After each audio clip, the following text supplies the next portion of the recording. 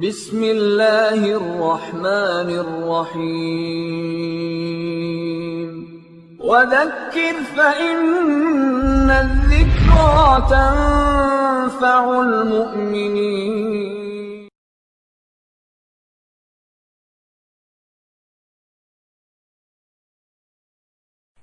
نحمده ونصلي على رسوله الكريم، اما بعد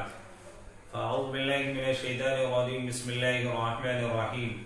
وما نقموا منهم الا ان يؤمنوا بالله العزیز الحمید، صدق اللہ مولانا العظیم۔ معزز ناظرین کرام، آج کا ہمارا عنوان ہے کمزوروں پر مظالم کی شکلیں۔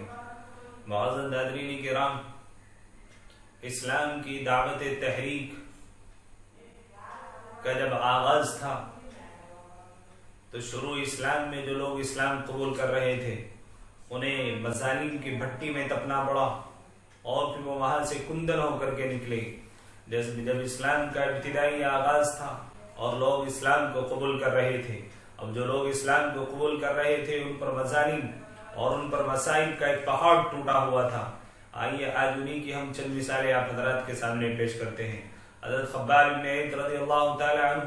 جب انہوں نے اسلام کے عقیدے اور اس کے نظریے اور اس کی فکر کو انہوں نے قبول کر لیا تو حضرت خباب بن عید رضی اللہ تعالی عنہ کو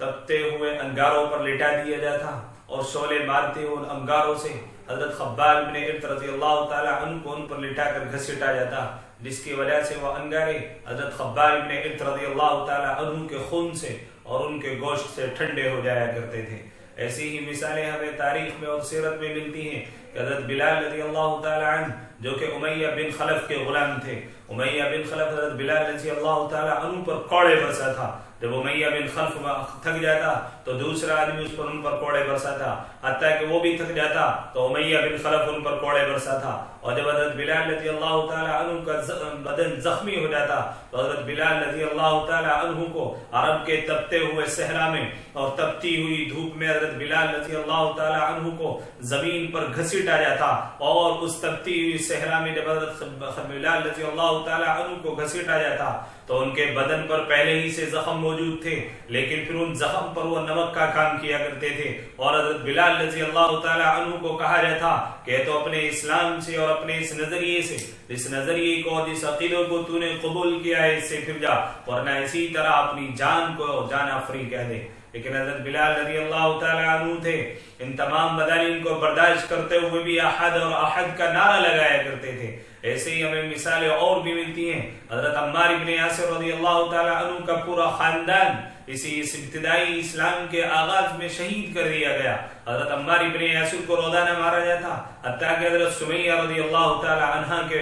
شرم گاہ میں ابو جہل نے نیزہ مارا اور ان کو نیزہ مار کر کے شہید کر دیا۔ لیکن یہ لوگ تھے کہ جب ابتدائی دعوت کا آغاز تھا اور اسلام پھیلنا شروع ہو گیا تھا اور لوگ اسلام کو قبول کر رہے تھے، وہ لوگ جو صدیوں سے لوگوں پر ظلم اور ستم کر کے اپنی گدی چمکانا چاہتے تھے، وہ لوگ جو صدیوں سے لوگوں پر مظالم ڈھاتے تھے اور ان پر حکمراں بن کر بیٹھے ہوئے تھے، لیکن اسلام نے آ کر کے جب ان مظلوموں کو ان کو عقیدہ سمجھایا اور ان کو ایک نظریہ دیا اور ان کے اندر ایک سوچنے کی صلاحیت پیدا کر دی، تو یہ لوگ جو ان پر حکمراں تھے، جو ان پر ظلم کر کے حکمراں بنے ہوئے تھے، ان لوگوں نے دیکھا اب ہماری حکمرانی کے خاتمے کا دن آ چکا ہے، تو ان لوگوں نے جو بھی اسلام قبول کرتا ان کو مٹانے کی سازشیں کی جاتی، اور اس اسلام کے خاتمے کے لیے انہوں نے تمام تر کی جتنی بھی طاقتیں ان کے پاس تھی ان کو جھونک دی۔ لیکن یہ اسلام کے ماننے والے لوگ تھے کہ جو اسلام کے لیے اور اپنے ایمان کے تحفظ کے لیے اور اسلام کی بقا کے لیے اپنی جان کو تو دے دیا،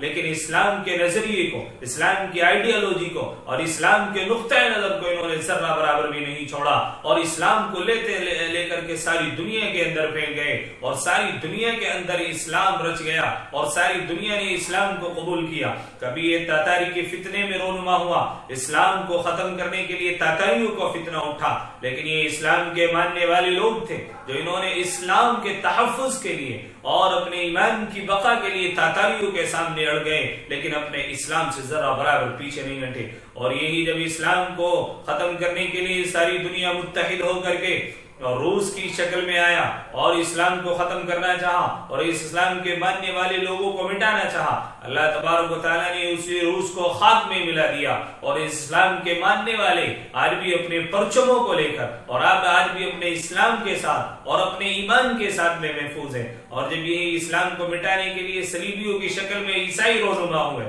اور وہ چاہتے تھے کہ اسلام کا خاتمہ کر دیا جائے اور اسلام کے ماننے والے لوگوں کو مٹا دیا جائے، لیکن پھر بھی یہ اسلام کے ماننے والے لوگ تھے جنہوں نے اسلام کی حفاظت کی، اپنے ایمان کی حفاظت کی اور اس اسلام کو باقی رکھا۔ آج بھی تمام تر طاقتیں اکٹھی ہو رہی ہیں اس اسلام کی خاطر، ہمارے ملک میں بھی، ملک کے اندر بھی اس اسلام کو مٹانے کے لیے سازشیں رچی جا رہی ہیں۔ اس ایمان کے ماننے والے لوگوں، اسلام کے ماننے والے لوگوں کو خاتمے کی نہ جانے کیسی کیسی سازشیں رچی جا رہی ہیں، لیکن ان کو یاد رکھنے کی ضرورت ہے۔ ان کو ہم بتا دینا چاہتے ہیں کہ جب بھی تم نے اسلام کو مٹانا چاہا، اللہ تبارک و تعالیٰ نے اس اسلام کو فروغ دیا ہے۔ جب بھی تم نے اسلام کو مٹانا چاہا، اللہ تبارک و تعالیٰ نے اتنی ہی تیزی سے اس اسلام کو اللہ تعالیٰ نے پھیلایا ہے۔ اور آج بھی جب لوگ، ساری دنیا اکٹھی ہو رہی ہے اس اسلام کو مٹانے کے لیے اور اس ایمان والوں کو ختم کرنے کے لیے، اللہ تبارک و تعالیٰ پھر سے اس اسلام کو پھیلائے گا۔ اللہ تبارک و تعالیٰ پھر سے ان ایمان والوں کو ترقی دے گا۔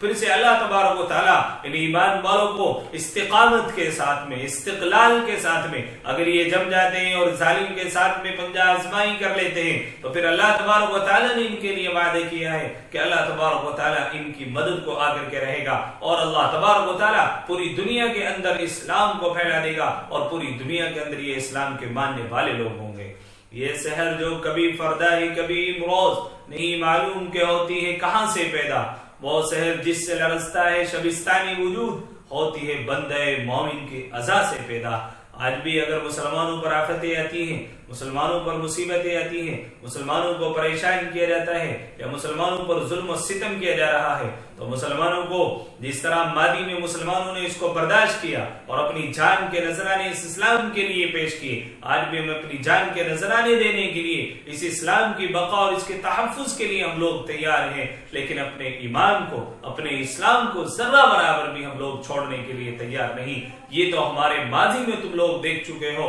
اور ساری دنیا دیکھ چکی ہے کہ ماضی میں ہم نے اسلام کو نہیں چھوڑا تھا، آئندہ بھی انشاءاللہ ہم اپنے اسلام کو نہیں چھوڑیں گے۔ وآخر دعوانا ان الحمدللہ رب العالمین۔